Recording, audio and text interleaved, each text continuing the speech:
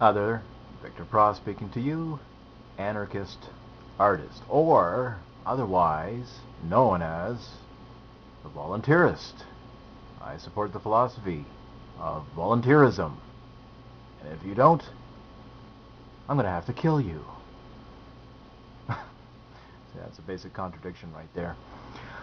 And I'm sure that wouldn't sit too well with you. The very idea, the temerity that I would say, hey, if you don't agree with me, I'll kill you. People would be mostly, most people would be shocked by such a statement if I actually had meant it, and not to put it to you in some kind of little joke here, but if I had actually meant it. All types of people of whatever political stripes would have a problem with that if I did pose some kind of a threat to them, and if they felt that I could carry it out, and they would be shocked by such a statement if they had reason to believe that I actually meant it and had the means to carry it out against them, and understandably so. So and so do I, and that's why that's why I'm an anarchist, is because I the threats of violence, the initiation of force against innocent people, which is by the very nature of government, is exactly what they do. It's not like some governments are morally proper and can only thereby become corrupt. The government, by its very nature, is the initiation of force. So it's not like some governments that are good that can go astray by exerting improper uses of force. Government is institutionalized force. That's why I am an anarchist. That's why I am a voluntarist. Now, a lot of people, let's just taking that word voluntarism or voluntary philosophy, insofar as a philosophical, political designation, doesn't sit too well with a lot of people. A lot of anarchists, and including myself, or voluntarists, just using the term interchangeably, are rather thunderstruck. They're completely surprised by people who would impose arguments contrary to voluntarism. I mean, we look at these people and go, what is going on there?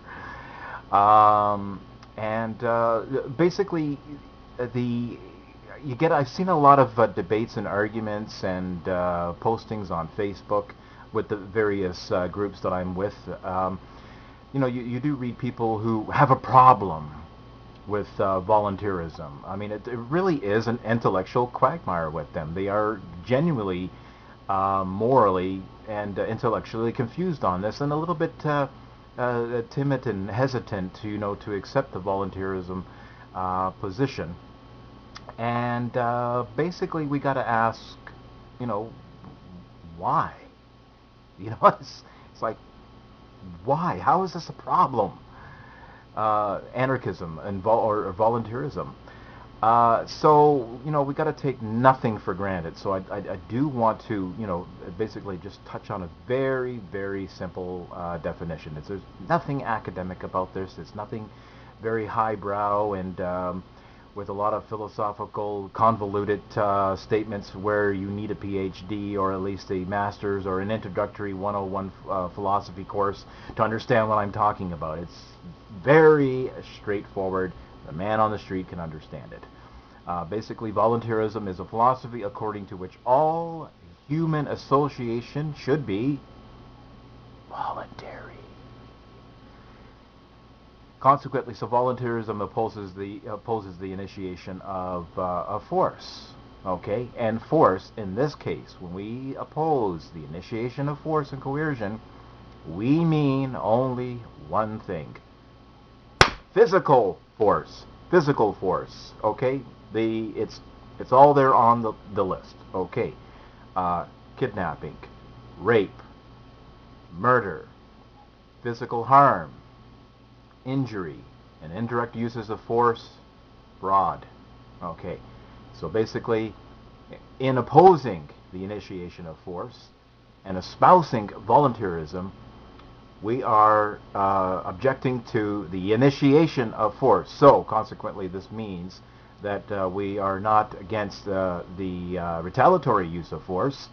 uh, but only the initiation of force. Okay, so basically, that is how we all live our lives. That is what is possible to make a prosperous society, with people interacting and trading and cooperating or not cooperating if their interests do not coincide. That could be in business relationships, friendships, and romantic relationships. We espouse voluntarism. We all love it. We all embrace it. So, and we are talking about here, at the same time, of course, in espousing this philosophy, we are talking about freedom.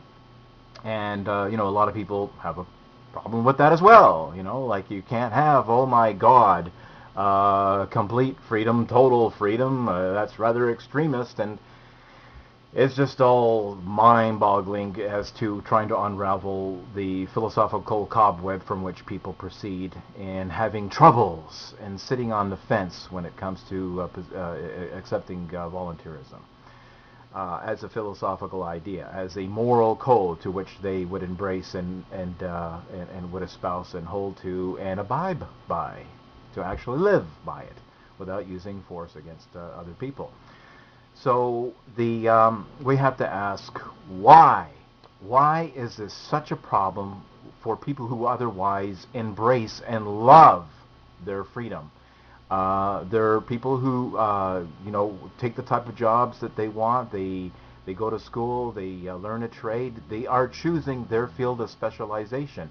They aren't being physically coerced into it. They're choosing it because hopefully it's something that they have a natural inclination towards. It makes them happy. They feel that their skills are best utilized in a given area, so that's why they choose that area. We choose the friendships that we want to have in our lives, to associate with people who make us happy. We do that by our own choice. We marry people voluntarily. The two people who decide to get married, to arrange in some kind of friendship or to arrange a business deal, it's cooperative, it's mutual, it's for mutual trade, mutual benefit, mutual cooperation. No physical force is exerted. We all love this. Even the fence-sitters who, when it comes to in the political and the philosophical realm, are unsure about voluntarism in their personal life, they embrace and love it. Okay, they wouldn't have it any other way. So basically, we have to ask. First of all, let me just make it very clear that when it comes to these type of designations, voluntarism, as espousing a philosophy of cooperation and being unimpeded by physical force, we have to understand that the polar opposite of that is physical force. Okay, there's no middle ground. Okay, there's no like, well, let's choose between, let's get the best of both worlds. You know, there's a gray scale in between the initiation of force and voluntarism. How about we come to a middle ground and accept, and without being too extreme on one side and accepting the extremity of the other side. You know, let's just come somewhere in the middle. There is no middle. Okay, either you're for voluntarism or you're not. Okay, there is no middle ground, and I put it to you that people, by and large, okay, except for that very small cadre of people, okay, very minute people. I'm talking about the people who are the fence-sitters, who have a problem with voluntarism in the political and philosophical realm, but who love their freedom in their personal lives, who love voluntary association when it comes to their personal life. What is the problem that they have to coming to accepting this as a philosophical, moral premise when it comes to the political realm? So that's the type of question that has been boggling anarchists and of the types that I've been reading and who are friends of mine and contacts on my Facebook. So it's to that question, now that I've you know, made a basic introductory video, you know, tackling what the issue is, the issues are. In my next video, I'd like to uncover and unravel some of the reasons as to why these people have a problem and are hesitant and unsure about voluntarism, anarchy. So, I hope you get the basic introduction and premise, and we're going to proceed from there. Thank you so much for listening to this video. Victor Pross, anarchist, artist, signing out. Pop goes the culture.